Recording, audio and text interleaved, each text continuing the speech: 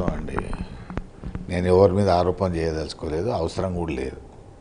ఏంది వాళ్ళు చెప్తే వినే టికెట్ ఇవ్వకపోతే కర్మ కేసీఆర్ తప్ప అంతే కదా. పార్టీ అధ్యక్షుడికి ఇంత పెద్ద నెట్వర్క్ పెట్టుకొని ఎవడు గెలుస్తాడు ఎవడు గెలవడు ఏందని మనం ముందు కూడా ఉపయోగంగా చూసినాము. 100 మంది ఇన్ఛార్జీలను పెట్టాము, రాష్ట్ర యంత్రాంగం అంతా పనిచేసింది, ఉభయ కమ్యూనిస్టులను కలుపుకున్నాము, 10,000తో గెలిచినాము. మళ్ళీ ఆయనకే టికెట్ ఇచ్చినావు కదా నువ్వు. ఏంది అంటే మనం ఎంత అహంకారపూరితంగా వ్యవహరిస్తున్నాం అర్థమవుతలేదా? మనం ఏ లోకాల్లో ఉండి చూస్తున్నాం. మనం అభ్యర్థులు మార్చమని అందరు తల నోరు కొట్టుకొని చెప్పినారు.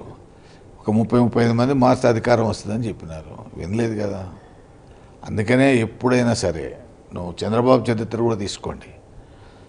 95లో ఎన్టీ రామారావు నుంచి అధికారం తీసుకున్న తర్వాత 90 వరకు బ్రహ్మాండంగా ప్రజాస్వామ్యయుతంగా పరిపాలించాడు.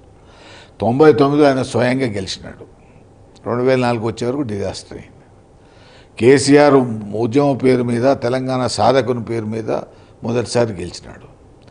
రెండోసారి 18లో గెలిచే వరకు నీ స్కీములు, నీ రైతు బంధు, ఆసరా పెన్షన్లు, కళ్యాణ లక్ష్మి పనికి వచ్చినాయి.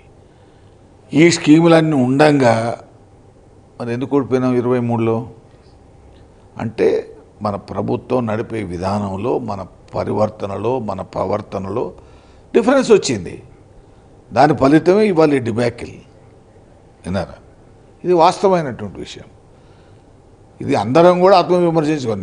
నేను తప్పు చేస్తే నా ఆత్మవిమర్శ చేసుకోవాలి, సెట్ రైట్ చేసుకోవాలి. అది నాయకుని యొక్క లక్షణం. వినా? అంతేగాని నేను ఒకే పద్ధతిలో పోతామని అనుకుంటే నష్టపడేది వాళ్ళే.